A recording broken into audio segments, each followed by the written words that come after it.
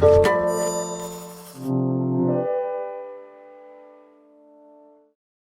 following podcast is part of a certified educational activity titled Dialing in the Dose, reviewing recent evidence and team-based strategies to personalize and optimize patient care in metastatic colorectal cancer.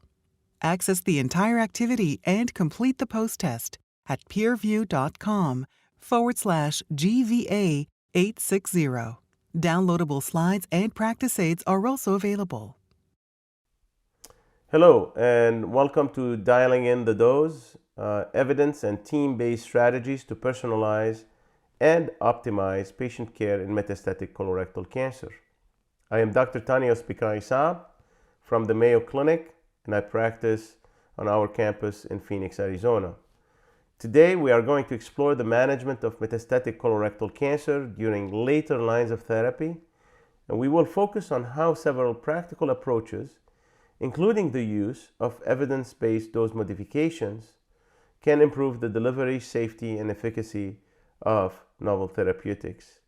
During this discussion, I'll use cases to illustrate and give you a sense of how professionals can work together, healthcare professionals can work together to plan appropriate treatment, dosing, and ensuring the safety through appropriate management for patients with colorectal cancer during later lines of therapy. Frankly, across all lines of therapy, but even more specifically in later lines. Periodically, I will share several resources that summarize important take-home messages from the evidence I'll present today, so please take a moment to download these practical tools before we get started. Let's begin. So why are we here? We know that in colon cancer, advanced metastatic colorectal cancer, we continue to have multiple unmet needs. So following first-line treatment, only 3 out of 4 patients with colon cancer will receive second-line therapy. And then 63% will receive third-line, and only 46% receive fourth-line treatment. And we know we have a number of treatments for most of these patients. And a lot of us have gone into the habit of recycling chemotherapy and occasionally biologics in second and subsequent line settings. And does appear to occur more frequently than switching to a drug regimen with an alternative mechanism of action. So I think this is the important piece that we want to try to emphasize, is that we do have more options for our patients, and that recycling is certainly something that may be worthy. However, it's important to emphasize the key aspects of all the agents that have activity first to be utilized before recycling agents. And certainly there are a number of clinical trials that are adaptable to our patients. So how do we manage adverse events in later lines of therapy is also important. The expectation is, frankly, at any line of therapy, but even more so when those patients have gone to later lines of therapy, is how to focus on patient preference. Important tolerability issues continue to be quite important, become even more so, and quality of life that is important all through the treatment continuum. So we're gonna focus on third line treatment, and I'd say for some patients it may end up being second line, but refractory and focused on third line mostly treatment of advanced metastatic colorectal cancer. And what does the evidence suggest or say? So when we look at the NCCN guidelines and talking about first-line therapy, so there is intensive therapy and less intensive therapy, and depending whether the patient can go through it or not, so performance status, age, and multiple other factors that may determine who is a candidate for what therapy. So FOLFOX, FOLFIRI, or FOLFIRINOX, also known as FOLFOXIRI, are certainly regimens that would be more intensive. We're using more and more FOLFOXIRI or FOLFIRINOX plus bevacizumab in those patients who have adverse features like KRAS wild type, BRAF wild type, KRAS mutation, BRAF mutations, are younger. We're using the Tribe 2 regimen with essentially putting patients on some element of maintenance In fact, maintenance should be part of our standard for all patients who go through intensive therapy after 3 to 4 months of exposure to FOLFOX, FOLFIRI, or FOLFIRINOX. And for those who are less likely to go through intense therapy, older patients, older than 75 or 80, for those patients, perhaps single agent capecitabine and bevacizumab would be preferred. And then how to integrate the EGFR inhibitors in all this, right side versus left side, the presence of mutations such as RAS mutation, BRAF mutations, HER2 amplifications that would exclude patients from receiving EGFR inhibitors are all important. And second line, it all depends on what you get in the first line, and also depends on what your genomics look like. So if oxaliplatin was in first line, then irinotecan would be in the second line. Bevacizumab beyond progression, less, and I personally don't use in my practice any ziv-aflibercept or ramucirumab. I just don't think they have any additional value, post bevacizumab. And then if the patient has a BRAF mutation in their tumor, then either encorafenib and cetuximab or panitumumab. MSI high, we actually, in first line, we proceed with pembrolizumab as the preferred agent, but also possibly nivolumab plus minus ipilimumab, although again less preferred. Dostarlimab, which was recently approved, also less preferred. So primarily pembrolizumab in that patient population. And then HER2 target therapies would be. Now, it's interesting that for patients who actually receive FOLFIRINOX or FOLFOXIRI, the discussion is a little bit different, especially those with RAS mutated BRAF wild type tumors and HER2 non-amplified and microsatellite stable. For those, third line becomes second line. So regorafenib and trifluridine, tipiracil, or TAS-102 become actually second line options for those patients. We'll talk a little bit about this in the case. So there are many drivers to decide on first line treatment, but also help with understanding what goes in the second line and beyond. As we said, tumor burden, tumor localization, age, toxicity profile of the treatment. So localization meaning right versus left. Understanding performance status, mostly related to tumor biology, not necessarily to comorbidities. And of course, important to have RAS, BRAF, HER2, MSI status at the beginning, because RAS mutated tumors, BRAF mutated tumors, HER2 amplified tumors, all these separately predict for lack of effectiveness of EGFR inhibitors. Microsatellite status helps us with deciding on immune therapy first. And then quality of life, always important. And the most important aspect of what we do is preserving patient autonomy, letting the patient be part of the discussion and part of the decision-making process. So where do we have data suggesting what's important to use in the third line and beyond? So we have two agents right now, regorafenib and TAS-102, that are indicated in the third line following other chemotherapy regimens failures. And I say that, it's very important for us, as I mentioned, to have HER2, BRAF, RAS, and with the emerging G12C also targeting. So RAS mutations are targetable for 2% of the patients. And then, of course, MSI high. But if we account for all those, between the RAF mutations, the RAS G12C, the KRAS G12C, MSI high, and HER2 amplification, we have about 10-15% maybe of the patients who would fit this category. 85% of the patients, we still haven't identified a target to go after. So 85% of those patients, once they fail FOLFIRI or FOLFOXIRI, they become eligible for regorafenib or TAS-102, since these are not specifically targeted. Regorafenib is a multikinase inhibitor. TAS-102 is a cytotoxic agent. It's a fluoropyrimidine that tends to work well beyond 5-FU and capecitabine because of its mechanism of action. But it's a cytotoxic agent, and regorafenib is a biologic, a multikinase inhibitor. So let's talk a little bit about the evidence that actually led to these agents becoming available clinically to our patients. So I'm going to start first with regorafenib. The CORRECT trial was the first trial that essentially led to the approval of regorafenib based on a study that randomized patients to regorafenib or placebo, showing both overall survival, progression-free survival improvement over placebo, and the hazard ratios tell a little bit more of the story. You know, they're interesting in when it comes to survival, but when it comes to progression-free survival, you can see that there is definitely a nice separation after the median. It seems to just tell us that there are patients that go beyond the median that have, you know, more meaningful benefit from regorafenib. And the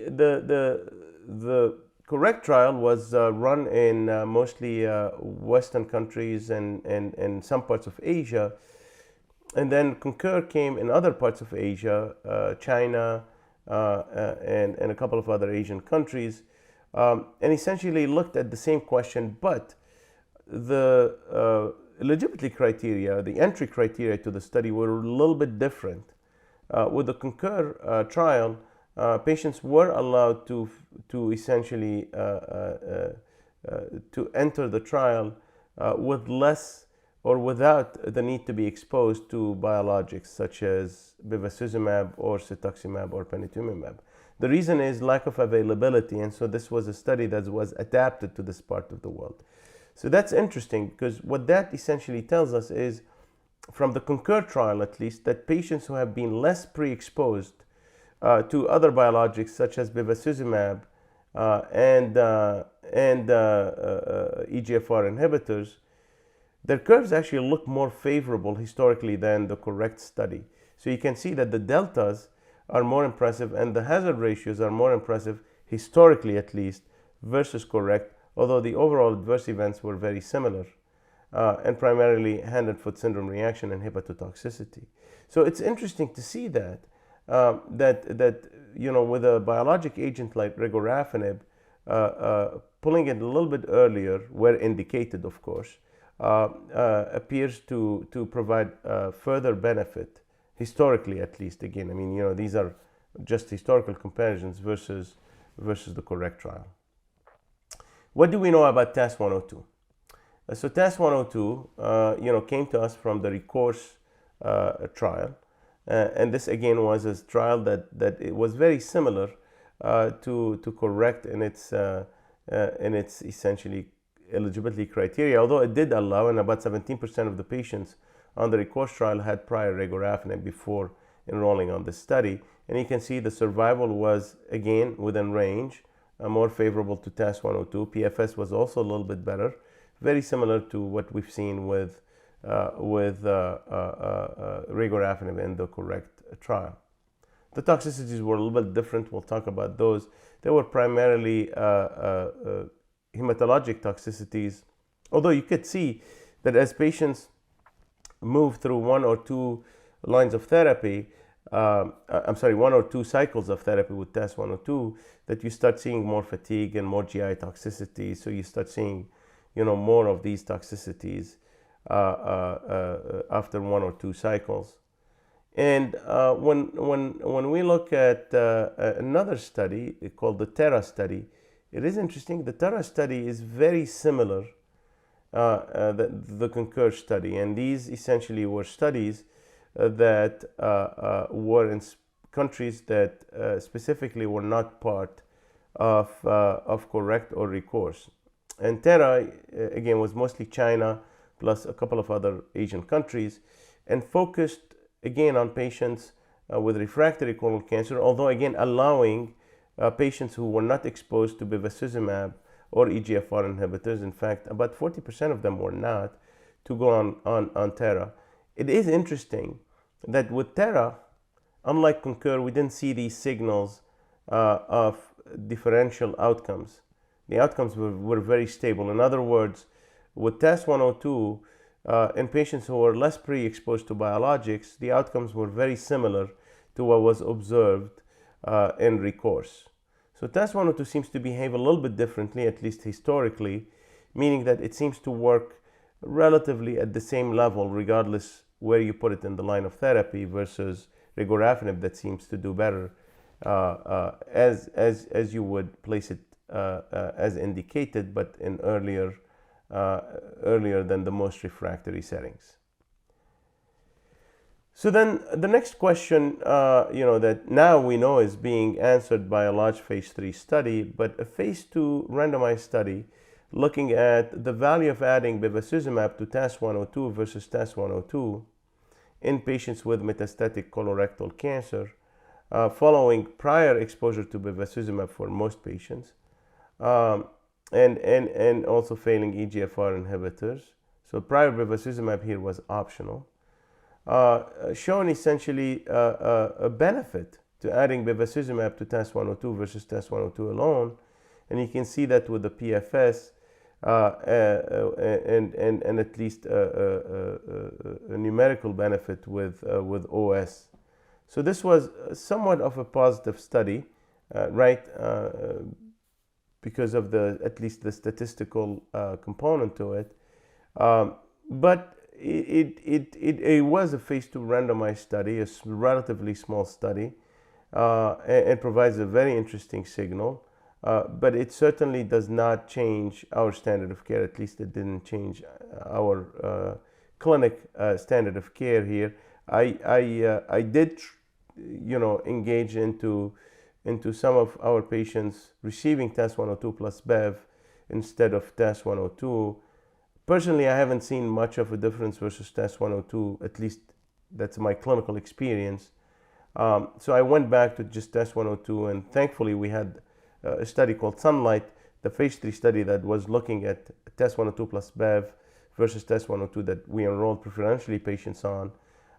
And that study completed, and we hope to see some results in the phase 3. So if that becomes a standard, that's fantastic. That's an added value to our patients. Again, pending the results of the phase 3 study. We'll see where we're at, hopefully before the end of the year. So how can healthcare professionals best integrate tyrosine kinase inhibitors into team-based care for third-line management colorectal cancer? We all work in very complex environments. And essentially, we have nurses, we have pharmacists, we have nurse practitioners or advanced practitioners, and we all work together. Not just in refractory settings, but at any setting, to optimize the care of these patients by ensuring they get the right regimen, their toxicities are cared for, those adjustments are made correctly, adequate education is there. So I'm going to take the case of a patient who's a 62-year-old man who presents with metastatic colorectal cancer. At initial presentation, the performance status was 1. Unfortunately, the patient had a KRAS mutation. It wasn't a G12C, unfortunately, otherwise he would have qualified for one of our trials. It was a G12V, like Victory. The patient went on first-line FOLFOX plus bevacizumab. And then after 8 months of therapy, so went for FOLFOX Bev for 5 months, and then capecitabine Bev, and then progressed. And then second line, the patient received FOLFIRI plus bevacizumab. So we continued the bevacizumab and then switched to FOLFIRI. Again, 4 months of therapy, and then at the scan at the time of at the 4-month mark, the patient showed evidence of progression. And then ultimately we went to third line. So this was a patient who was microsatellite stable, KRAS G12V mutation, or the tumor had KRAS 12V mutation. And so we decided at that point of time that it's time to move on to third line. It was an option between a tyrosine kinase inhibitor, a multi-kinase inhibitor such as regorafenib, or TAS-102. We actually proceeded, as is our standard in our clinic, to regorafenib, given the favorable performance status of 1, good organ function, and the patient essentially was started on what we call a dose optimized strategy. We'll talk about this a little bit from the study we published recently, and which means we started at 80 milligram went to 120 milligram the next week, and then 160 milligrams the week after. The way we work in our clinic essentially is once the physician, the provider, has a discussion with the patient, then we recommended regorafenib. The patient, wanted to proceed. Then my pharmacist actually has a discussion with the patient and goes through the regimen about where we start with the 80 and then how we proceed to the 120, then to the 160, based on touch points. So my pharmacist and my nurse actually touch point with the patient every week to decide on the next dose level. So we integrate that, and then at 4 weeks the patient comes back and essentially has a visit with the APP, and then at 8 weeks with myself, essentially with repeat scans and throughout, of course, blood tests. So the dosing strategy is important, but what's more important is how we communicate with the patient and how we involve essentially all the team. So the pharmacists, the nurses, I certainly spend time talking about toxicities, but at the level of counseling and follow through, the pharmacists and the nurses actually take more of the lead. So as you recall, many of us have, when we started using regorafenib, we started using it based on the dosing that was originally based on the correct trial, 160 milligrams orally daily on days 1 to 22. And that certainly was pretty challenging for most patients, and providers, have had reluctance, including myself, to start with that 160. And there was significant toxicity, especially at day 15. I mean, they start very early, hand, foot, skin reaction, and then some fatigue and occasional diarrhea, and they really happen at their worst in the first 2 to 3 weeks of treatment. And so that led a lot of folks to, go on the dose to 80 to 120, start at 80 or start at 120, or just stick to the 120 or go down. So there was no real good guidance about how to best do this. So because of that, we decided to go with what we call the REDOS study, which is regorafenib dose escalation strategy. And essentially, it was the strategy that we used for our patient when we go with 80 milligrams every day for week 1, and then touch point with the patient either physically. Well, on the study it was physical, but now we do it either physically or by telehealth, by the pharmacist or the nurse touching point here. Go to 120 on week 2, and then 160 on week 3 if tolerated. And the primary endpoint of the study was percentage of patients who actually complete 2 cycles and then start cycle 3. So it's important to understand how we came up with that primary endpoint. For the patient to be able to get to cycle 3, they had to tolerate the treatment, but also the treatment had to work. So you capture both efficacy and tolerability, and then we of course captured survival and PFS. There was a second randomization on the study, actually another randomization, which looked at what we call preemptive clobetasol, which is a steroid cream, versus reactive clobetasol, meaning that we either give the patients, they get randomized to start applying the steroid cream for 12 weeks, twice a day, before starting regorafenib, or reactively even once they have the hand and foot syndrome reaction. Anyways, what the study showed, it reached its primary endpoint. Essentially, it did show that 43% of the patients who went on the escalating dose strategy actually were able to proceed to cycle 3 versus only 26% on the standard dose. And when we look at what percent of patients actually ended up with progressive disease, 37% on the dose escalation strategy versus 47% on the standard dose. The other patients that may not have continued through the treatment was primarily because of toxicities. So you can see that less patients were progressing, more patients were tolerating the dose on the escalating dose strategy. To our surprise, when we published this paper, the survival on the dose escalation strategy was actually better, 9.8 months versus only 6 months, which is pretty what we expect for the standard dose group on the standard dose group. So when we look at regorafenib dose optimization strategy, when we look at the toxicities, they were certainly improved with the dose escalation strategy versus the standard dose, the quality of life was also improved significantly in the dose escalation strategy versus the standard dose. In fact, it was maintained with the standard dose, the 160, there was a dip. It's very important to understand that regardless of whether you use the dose optimization strategy or not, it is very important to understand that with occurrence of toxicities, it is important to understand how we manage those toxicities. Education is important for hand and foot syndrome reaction, which is one of the toxicities that ends up being quite limiting. Make sure you look at the hands, the feet of the patients, clean up the skin, and then avoid significant friction or stress. And then the way we manage it, of course, we have a number of elements from lotions, creams, steroid creams. In severe cases, we may actually end up having to use oral steroids.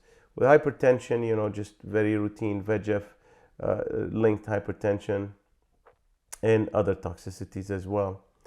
So we go back to our patient, essentially who received regorafenib in the third line, and we started at 80 milligrams on week 1, went up to 120 on week 2. The patient was able to tolerate just minimal hand and foot syndrome reaction, which was very manageable. And then the patient ended up with 160 milligram and continued through cycle 3. Now, I think it's important for us to understand, what if this patient, and we know that half of our patients end up in this predicament of having dose-related toxicities even at the lower dose. In fact, when you look at redose, about 40% of the patients were able to achieve 160 milligrams. So it's important to understand that the goal remains 160 milligrams. But the other 60% of the patients continue to cycle 3 either at 120 or 80.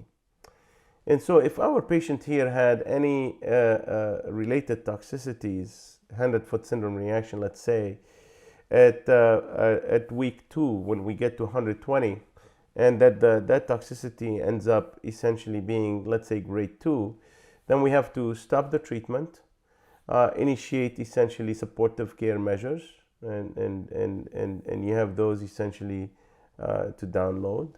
Applying essentially steroid. In this patient, we would apply steroid cream or lotion, and that would help typically with the symptoms, and then likely skip week 3 and then restart the patient for cycle 2 at 120 if the toxicity is resolved, which usually they do for most patients.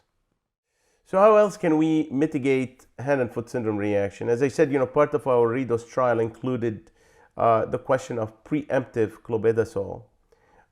And what we found, this was published in The Oncologist and is available to you as well to download, is if we use preemptive clobetasol, and I frankly would say any steroid cream, that appears to actually lessen the risk as well as the severity of hand and foot syndrome reaction.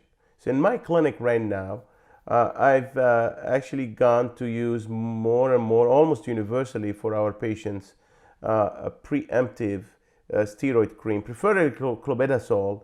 Tend to be expensive, so you can use the other steroid creams if the insurance doesn't cover it or the patient can't afford it. So I think that second that second part of our redose study actually established that. So in addition to the dose escalation strategy, preemptive steroids appear to make sense. So going back to our patient, so Mark now, 62-year-old man presenting with metastatic colorectal cancer, good performance status, mutation in KRAS, not G12C, so wouldn't qualify for our clinical trial. Receives FOLFOX-Bev in the first line, progresses, and then second line, FOLFIRI-Bev, then progresses, and in third line, in this patient, performance status was about 2. We decided to proceed with TES 102. Again, I meet with the patient. We discuss the various options. We decide to proceed with TES 102. At that point, Again, the patient will touch point with my pharmacist who goes through, because the regimen can be a little bit confusing. It's 5 days on, 2 days off, 2 weeks on, 2 weeks off. Many of our older patients can have a hard time with following these instructions. So we ensure that the nurses, the pharmacists are involved at that point of time.